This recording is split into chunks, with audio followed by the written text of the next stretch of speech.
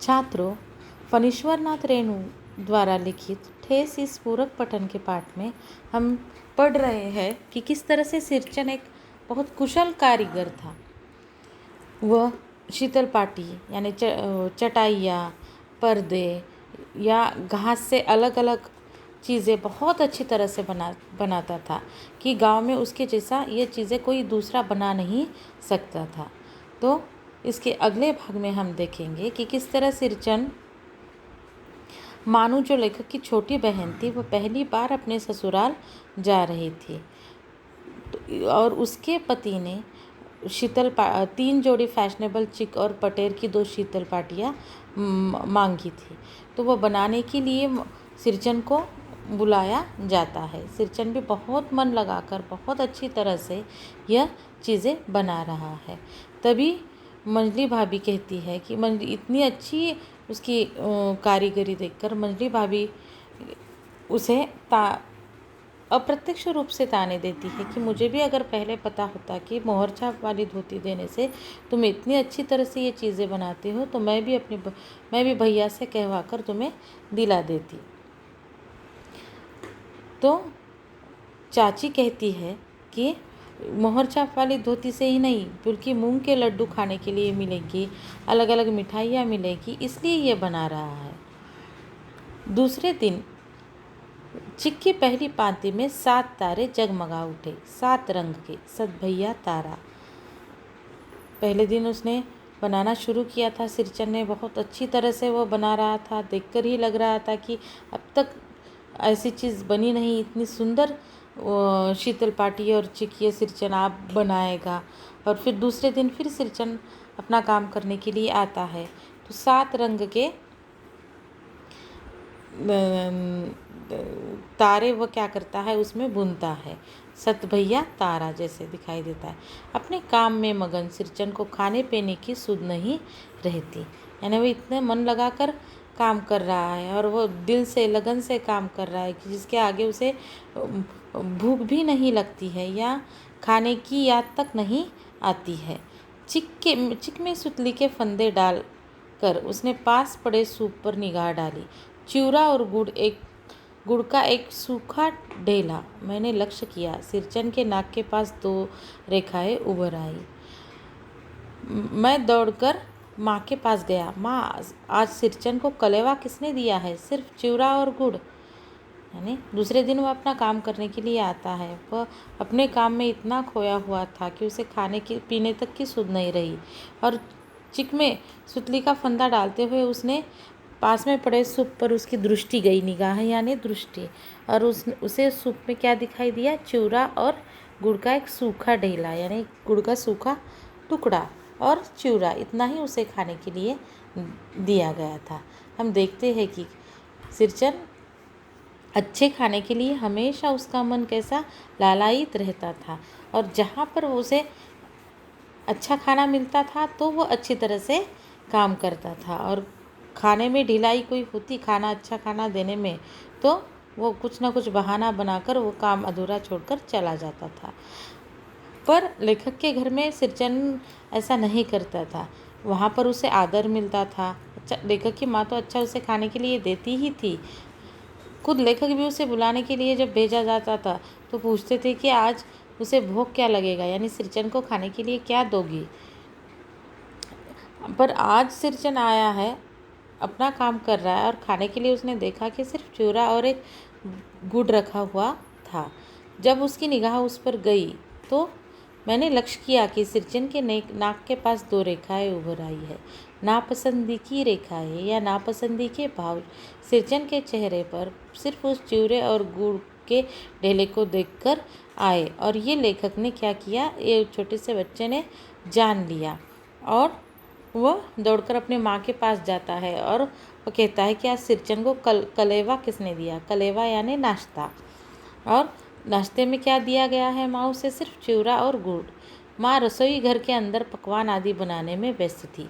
बोली, अरे मंजली, सिरचन को बूंदिया क्यों नहीं देती?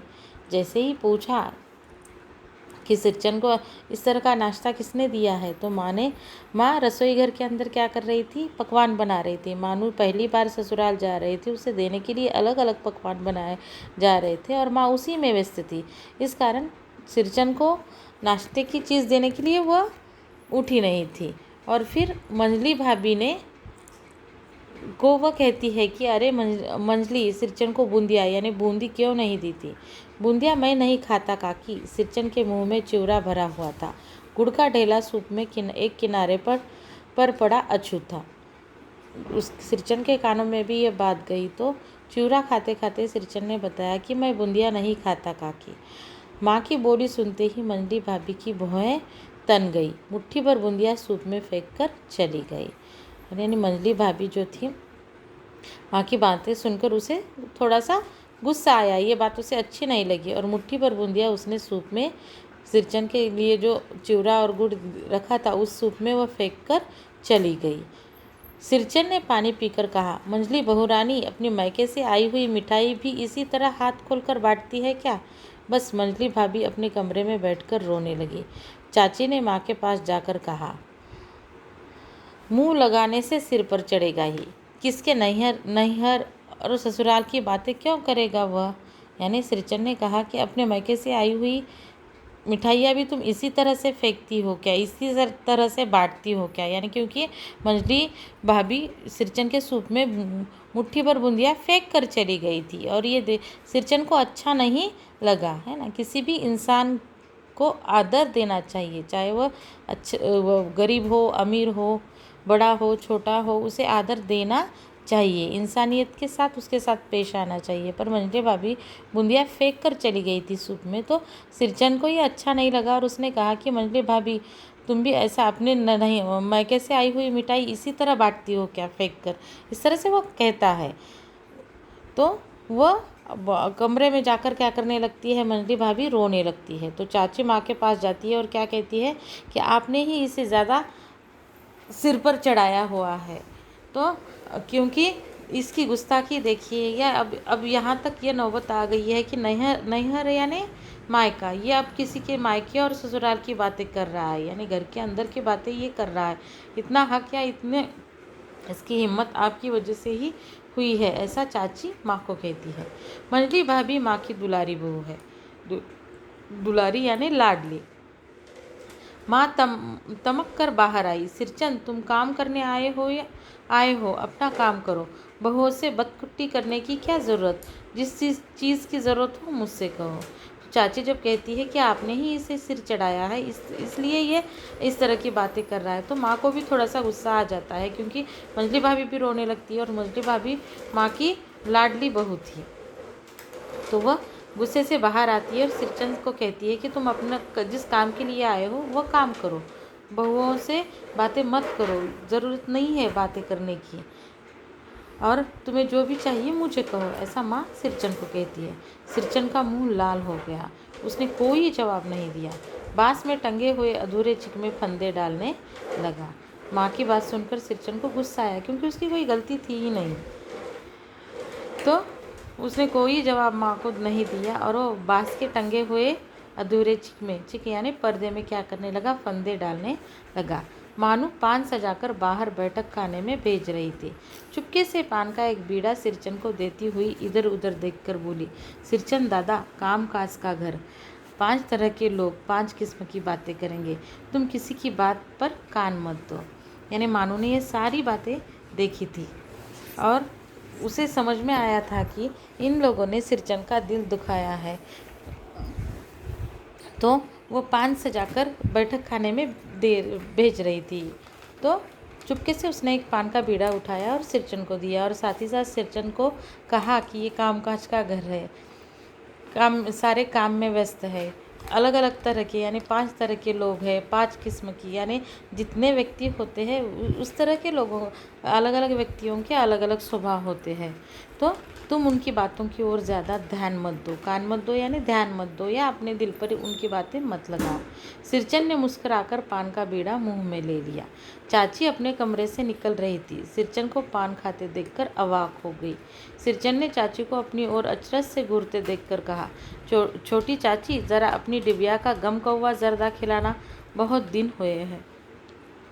यानी मानू ने प्यार से सिरचन को पान दिया और कहा कि बाकियों के बातों की ओर ध्यान मत दो, क्योंकि हर एक का स्वभाव अलग अलग होता है। तो मानू की बात सुनकर सिरचन ने फिर अपने काम में लग गया और दिया हुआ पान उसने अपने मुंह में ले लिया। और उतनी ही देर में चाची अपने कमरे से निकल रही थी और सिरचन को पान खाते देखकर वो आश्चर्यचकित रह गई। और आई हुई चाची को सिरचन ने कहा कि ज़रा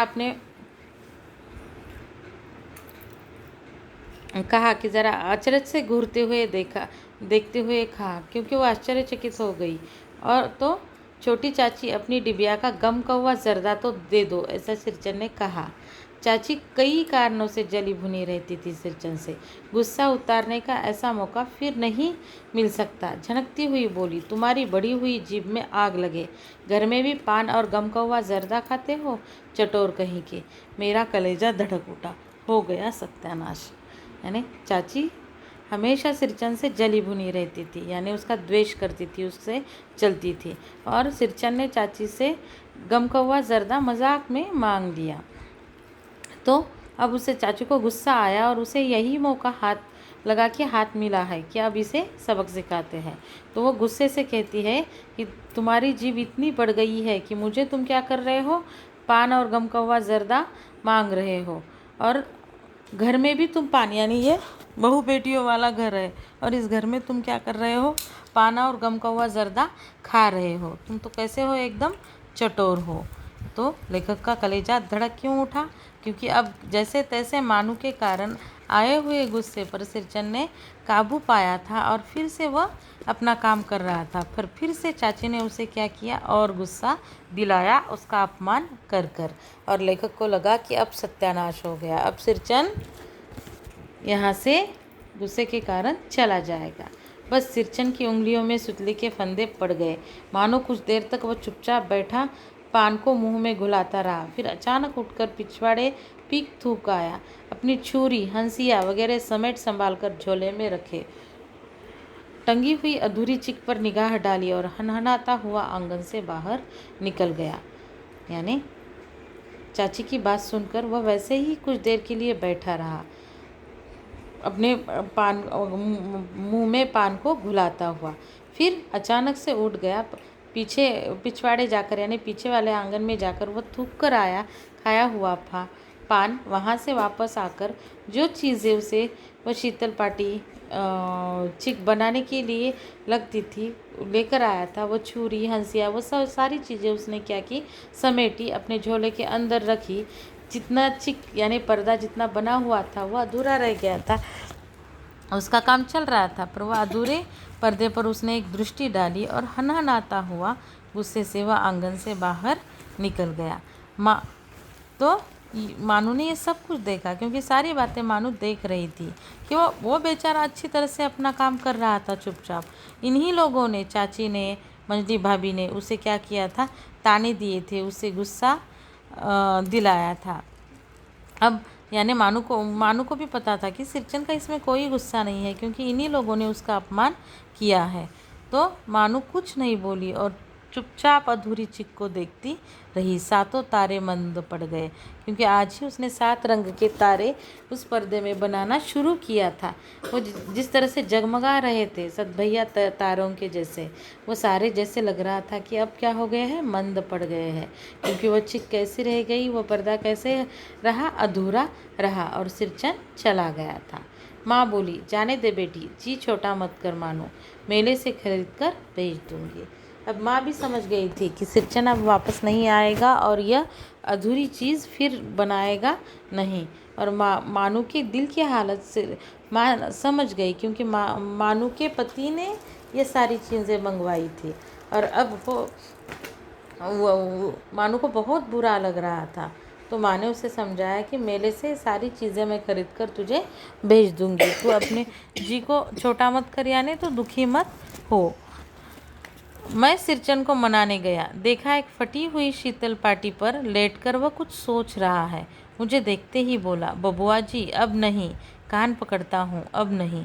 मोहर छाप वाली धोती लेकर क्या करूँगा, कौन पहनेगा? ससुरी खुद मरी, बेटे बेटियों को ले गई अपने साथ।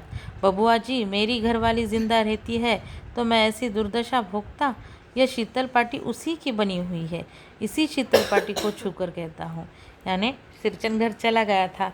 मानू बेहद दुखी हो गई थी और लेखक फिर सिरचन को बुलाने के लिए उसके घर जाते हैं। घर जाकर देखते हैं तो एक फटी हुई शीतल पाटी यानी चटाई, तो फटी हुई चटाई पर जो सबको चटाइयाँ बना कर देता था वो खुद फटी हुई चटाई पर लेटा हुआ था। और जैसे ही उसने देखा कि लेखक उसे बुलाने के लिए आए हैं तो वह कहता है हाथ जोड़कर कि मैं अब कान पकड़ता हूँ, यानी अब से फिर मैं गलती आपके घर कुछ करने के लिए काम करने के लिए आने की गलती फिर मैं नहीं करूँगा। और वो कहता है कि मैं आपके घर यानी ये जो चटाई या पर्दा बनाने के लिए आया था, तो मोहर छाप वाली धोती के लालच में नहीं आया था। मोहर छाप वाली धोती अब पहनकर मैं क्या करूँगा? और वह अपनी कहानी या अपनी आप बीती बताता है सिरचन की पत्नी यानी उसकी घरवाली की मौत हो गई है। सिर्फ पत्नी की ही नहीं, पत्नी के बाद उसके बच्चे भी, जो भी बच्चे उस थे वह भी क्या हो गए हैं, भगवान के घर चले गए हैं, यानी उसका अपना कोई नहीं है। तो वह लेखक को कहता है कि मेरी पत्नी होती तो मुझे खाना बनाकर खिलाती, बनाने के लिए कोई नहीं था, इसलिए जहाँ भी काम के लिए जाता वहाँ कुछ चीज़ खाने के लिए अच्छा मिल जाता तो वह खुश हो जाता। यानी उसे जो चटोर समझा जाता था, ये उसकी मजबूरी थी कि उसे बनाकर खिलाने के लिए घर पर कोई नहीं था, वह निहायत अकेला रह गया था। और वो कहता है कि अगर मेरी घरवाली ज़िंदा होती तो मेरी ये दुर्दशा होती क्या? और वो कहता है कि मैं इस शीतल पाटी पर जो सोया हुआ हूँ वो शीतल पाटी मेरी घरवाली ने ही बनाई हुई है, इसीलिए वह फट गई है तो भी उतनी ही प्यारी आज भी सिरचन को थी। इस शीतल पाटी को छूकर कहता हूँ अब यह काम नहीं करूँगा।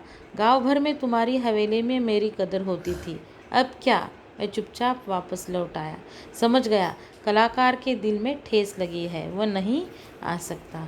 तो यानी जैसे वह सौगंध लेता है कि अब कभी मैं ये शीतल पाटी या छिक या इस तरह की जो घास से चीज़ें बनाई जाती थी ये काम मैं कभी नहीं करूँगा। ऐसी चटाई अपने पत्नी के द्वारा बनाई हुई चटाई को हाथ लगाकर वह सौगंध लेता है और वह कहता है कि गांव भर में सिर्फ तुम्हारे हवेली में यानी तुम्हारे ही घर में मुझे मेरे काम की कदर होती थी, मेरी कदर होती थी या मुझे आदर मिलता था, पर वहाँ पर भी अपमान अब आज मेरा हो गया। तो अब इसके बाद मैं कभी ये काम करूँगा ही नहीं। तो लेखक चुपचाप वापस लौट जाते हैं क्योंकि वो समझ जाते हैं कि ये ठेस किसके, एक इंसान के दिल को नहीं लगी है, ये ठेस एक कलाकार के दिल को लगी है जो स्वाभिमानी था।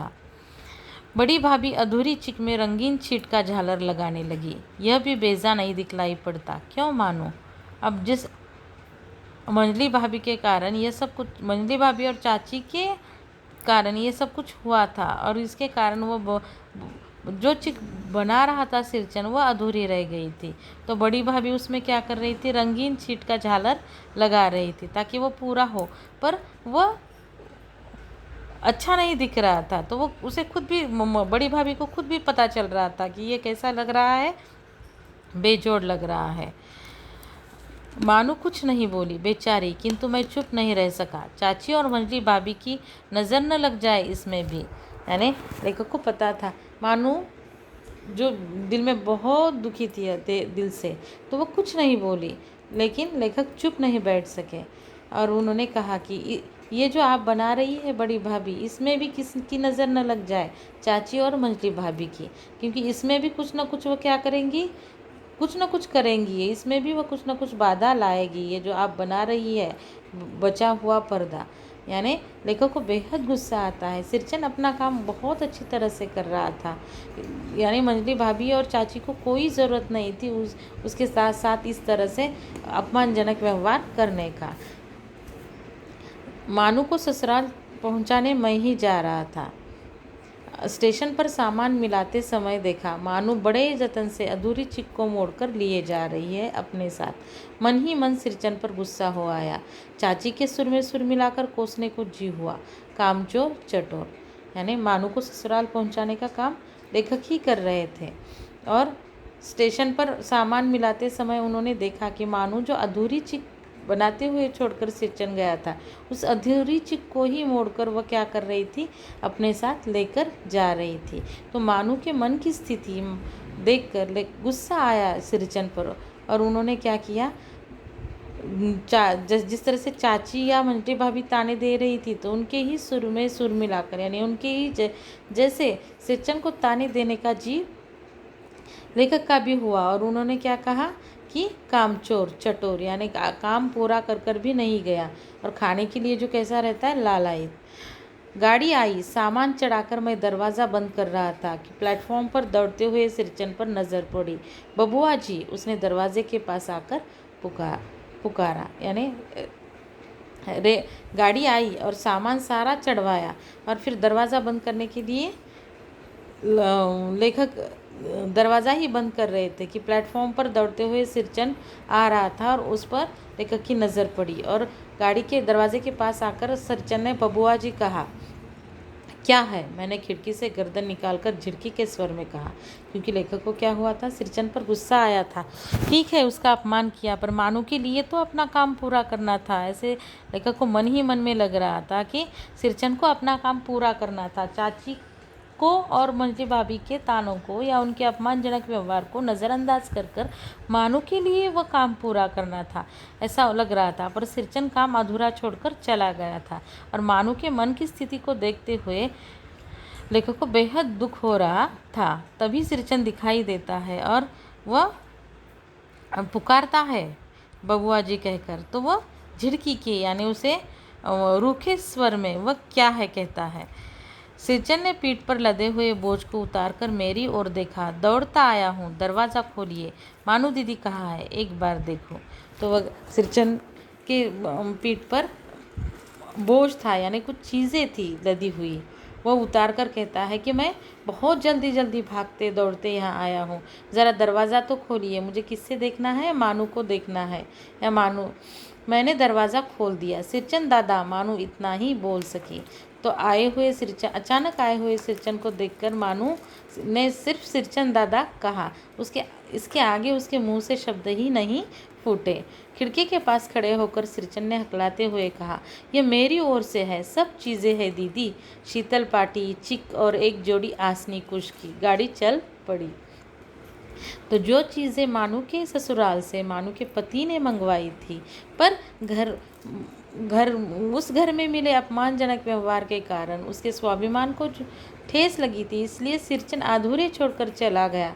पर सारी चीज़ें सिरचन ने उस अपनी छोटी सी मानू जैसी बहन के लिए उसने क्या किया था, सारी चीज़ें अपने पैसों से सारी चीज़ें लाकर वह बनवाई थी, शीतल पाटी, चिक और एक जोड़ी आसनी कुछ की। और फिर वह कहता है कि सारी चीज़ें हैं जो आपको देनी थी, वो सारी चीज़ें मैंने बनवाई है। और इतना ही वह कहता है कि तभी गाड़ी निकल पड़ती है। मानू मोहर छाप वाली धोती का दाम निकाल कर देने लगी। सिरचन ने जीभ को दांत से काटकर दोनों हाथ जोड़ दिए। तो मानू ये देखकर कि सारी चीज़ें खुद बनाकर सिरचन लेकर आया है, तो वह मोहर छाप वाली धोती खरीदने के लिए पैसे निकाल कर देने लगती है। तो सिरचन, यानी जैसे आपसे पैसे लूँगा तो मुझे पाप लगेगा, ऐसा सोचकर वह जीभ को दांत से काटता है, जैसे पैसे लेना बहुत बड़ी गलती है होगी। और फिर वह दोनों हाथ जोड़ देता है। मानू फूट फूट कर रो रही थी। मैं बंडल को खोलकर देखने लगा। ऐसी कारीगरी, ऐसी बारीकी, रंगीन सुतलियों के फंदों का ऐसा काम पहली बार देख रहा था। यानी मानू रो रही थी सिरचन के प्यार को देखकर। इतना लोग न जाने उसके बारे में लोगों ने क्या क्या गलत फहमियाँ अपने मन में पाल रखी थी, पर एक अच्छा इंसान, एक सच्चा इंसान, सच्चा कलाकार, स्वाभिमानी कलाकार, जिसने क्या किया था, सारी चीज़ें जो मानू को लेकर जानी थी अपनी ससुराल, वो बनाई थी। और लेखक वो बंडल खोलकर देखने लगे, और वो जो कारीगरी थी, ऐसी बारीकी, रंगीन सुतलियों को फंदों का ऐसा काम जो अब तक कभी सिरचन ने किसी के लिए नहीं बनाया था, वह मानू के लिए बनाया था। और मानू दीदी को खुश देखकर लेखक भी खुश हो गए, और मानू फूट फूट कर रो रही थी। यानी एक कलाकार, चाहे वो अमीर हो या चाहे गरीब हो, कलाकार कोई भी, उसके कला की कदर करनी चाहिए, उसके स्वाभिमान को ठेस नहीं पहुंचानी है। कलाकार की और उसकी कला की कदर करना, उसे आदर देना हर एक का फ़र्ज़ होता है। और इस तरह से इस पाठ में फणीश्वर नाथ रेणु ने सिरचन जैसे कलाकार के स्वभाव को बेहद सुंदर ढंग से व्यक्त किया है। साथ ही साथ इंसानों के स्वभाव को किस तरह से हम लोगों को गलत समझ लेते हैं, किस तरह से लोगों को ताने देने में मज़ा आता है, दिल को ठेस पहुंचाने में मज़ा आता है। तो इस तरह का व्यवहार किसी के साथ नहीं करना है। हर कलाकार को आदर देना हर एक का काम होता है या फ़र्ज़ होता है। धन्यवाद।